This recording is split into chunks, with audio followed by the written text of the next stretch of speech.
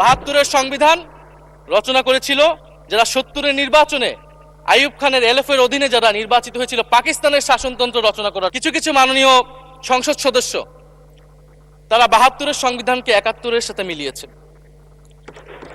মাননীয় স্পিকার, আমার জানা নেই আসলে তারা কোন বিবেচনা থেকে এটি মিলিয়েছেন। এটা তো সবসময় আওয়ামী লীগ মিলিয়েছে মাননীয় স্পিকার। তারা ৭২-এর সংবিধানকে ৭১-এর ফসল হিসেবে ৭১-এর চেতনার সাথে মিলিয়েছে।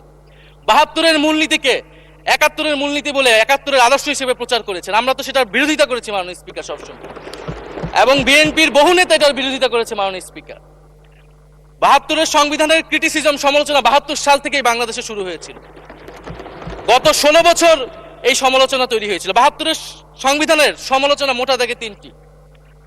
প্রথমত, এই সংবিধান স্বাধীন বাংলাদেশের নির্বাচিত প্রতিনিধিরা প্রণয়ন করে নাই। আমি সরকারি দলের মাননীয় সংসদ সদস্য ব্যারিস্টার নওশাদ জমির সাহেবের সাথে ওনার সাথে আমি সহমত পোষণ করে বলতে চাই, একটা স্বাধীন দেশের শাসনতন্ত্র রচনা করার অধিকার সুযোগ সেই দেশের নির্বাচিত প্রতিনিধিদের হওয়া উচিত।